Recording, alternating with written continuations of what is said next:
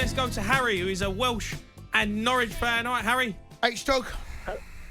Hello, lads, you all right? Yeah, I mean, Harry, I've got to ask you. You're Welsh and you support Norwich.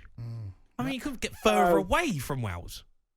Well, my dad's from Wales originally, but we moved up to East Anglia when I was about 11, so I've got connections to different part of the country. Right, Parts okay. of the country, basically. It's a long old move, that. I bet you wish you moved to Chelsea, though. That would have been... wouldn't be so bad. Welsh and Chelsea. Well, actually, my dad's club, but that's another story. Oh, Dad's Chelsea fan? Yeah. Can we get him on? No. I'd rather speak to him. No, I don't want to speak to him. But he knows what it's like to win now. something. No. He chose Norwich, and fair play to him. He lives in Norwich, Yeah. Okay. so he's chose Norwich. All right, fair enough. It's not his problem that they're useless. All right. Sorry. Harry, look, we're talking about Go on, Gareth Bale and him potentially retiring. He said he's going to continue playing. What's your take on Gareth Bale now and the impact he had in his World Cup? I think it's probably best that he retires, because the problem he's got is he's contracted to LA. So with their season, he won't play a competitive game until about March time with the MLS season. So what's he going to be doing all winter? I just think it might be best for him to retire and for Wales to move on and give more game time to younger players. Yeah, look, it's a tough one for me, because being a footballer, you never want to retire, Jace, do you? You know, you never want to say that I'm done. I'm on my last legs. I can't do it anymore. Gareth Bale's going to go away from that tournament and feel like he's let himself down, maybe, in terms of his performances. His fitness maybe wasn't quite there. By the way, he's not even that old. What is he, 33? We're not talking about, Pepe here or Ibrahimovic. We're talking about a player who's still 33 and still got something to offer. No, here's the problem. He decided to retire in America. He made that choice. Still a competitive Ibrahimovic, he could have done that. He could have gone to America. He did. Eventually, at what age? He'd come back. Now, come on. Eventually, he decided, these players now, if you want to go to America and play in third league American football, which is what he's done, it's not even the MLS, is it? What is it? It's not. Yeah, he won the MLS. They won the MLS. They're the best team. And he can't get in that team. Well, he can't get in that team. He comes off the bench. Right, okay. Look, he does play. He made that call. He made that decision. And I'm not going to criticise the decision, but what he's made a call in his life and his career at 33, 34. I'm now going to go out to grass. I'm now going to go out. I'm going to earn money. Good luck to him. No problem with that at all. But you cannot play at international level at the World Cup and expect to do that, come back up at the same level, same speed as players that are playing Premier League football. I know. La Liga football. Look, Jason. This is the problem. Jace, the problem Wales have got is they haven't got a Gareth Bale coming through. They haven't got one. So they're still reliant on him. No, they're not. When it comes round to the Euro qualifiers in March, I'm sorry. They're going to still be looking for that player. Well, and that player is still going to be Gareth Bale for them. Sorry, they haven't got another player. No, name a player that's coming through at Wales in the under-19s, the under-20s, who can step up and be like, this is a new Gareth Bale. I'm sorry. This is going to be hard to hear. But he's retired himself at club football. Disagree, mate. I have to say I disagree. You think going to America is a great career move if you want to be at the World Cup at his age? I'm sorry. It's a competitive league.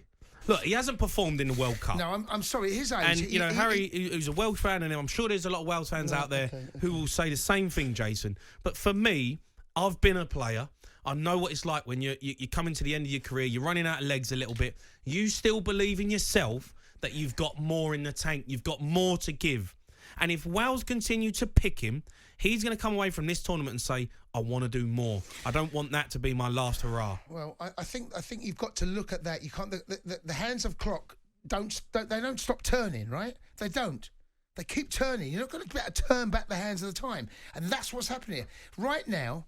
He is in the stage of his career where he has decided his decision to go and play in America. He had offers over here.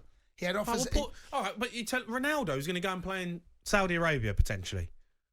Is he retiring from international football then? I think it probably does, yeah. I think it retires him. Yeah, I think it does. I disagree. I still think he's going to have something to offer. No, I think it retires Might him. be his last World Cup. Yeah, I think it retires him from international football. That's what we're talking about. David Beckham went out there, and David Beckham made that decision. Steve McClaren was manager. The decision that he made, David Beckham was never the same player again. He wasn't. He went out there, and then Steve McClaren actually took him out of the team And then he realised he had to bring him back and flew out, I believe, to go and have a meeting with Beckham. Once you make that call, the standard of football, week in, week out, is nowhere near the level. He came back to play for Inter Milan, didn't he? I think he came back to play for PSG, right? So he came back to... When's Gareth Bale going to come back and play Well, proper? he might. Well, He's only had 1 year. Well, let's see if he might does go out then. there and go, you know what, I went out there to get fit for the World Cup. It hasn't really gone to plan. I've played poorly. Well, maybe I need to come back. Well, if he does that, we'll have that conversation when he does. But right now, we saw the evidence. Unfortunately for him and Wales, he is not that player. He's not. And I think you've got to take the decision away from him. He has been magnificent for Wales, and I feel for both parties because you've got to, if Gareth Bale puts himself up for selection, which he's going to continue to do, how can you say no to Gareth Bale? How can you? But you've got to be fair to the teams. If you're going to play pub football, like he is out in the States, or certainly a lower league football, everyone else is playing Premier League and Championship. Hold on, is this Wales? Is this the Welsh plane coming back? They landed at London City. Hold on. All right, boys. Hold on. Is Dino on there? No, let's go to Ibiza, that one. Let's go to Andy. He's a Chelsea fan. All right, Andy? Hello. All right, Andy. Hi there. Yeah. First time I've actually got through. So. Oh, good man, Andy. Yeah, Well, nice to speak to you, mate. What do you want to say? Don't say anything daft. No, not at all. No. So basically, the reason why I called tonight is because I think that they should kind of shake up the entire formation for England. England, Senegal. What? You want to change it to a 5 at the back?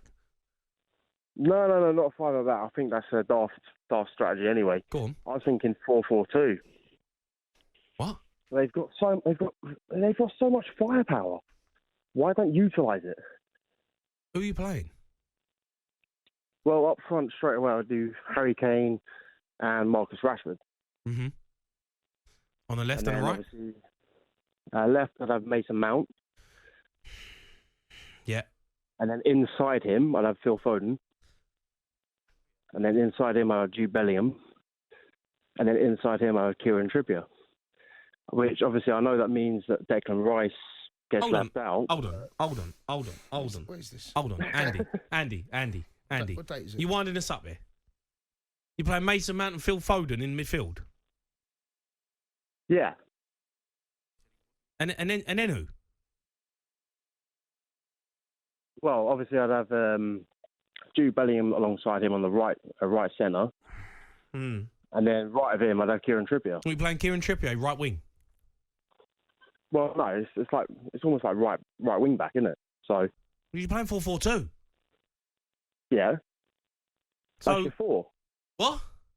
Andy, you started this phone call saying you're not going to say anything stupid. You started this phone call. I knew you'd say that. Come on. I knew you'd say that. Come on, Andy. I know you're on a wind-up. Andy, you're on a wind-up. Have you got a bit of pen and paper in your hand? Go and get one. Go and get a pen. Go and get one. Go and get one now. Write down that team on go paper and get one now. and come back to us. We'll do it together.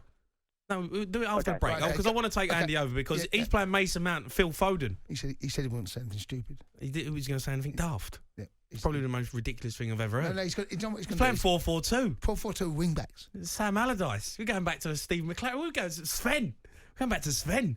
4-4-2. Jeez.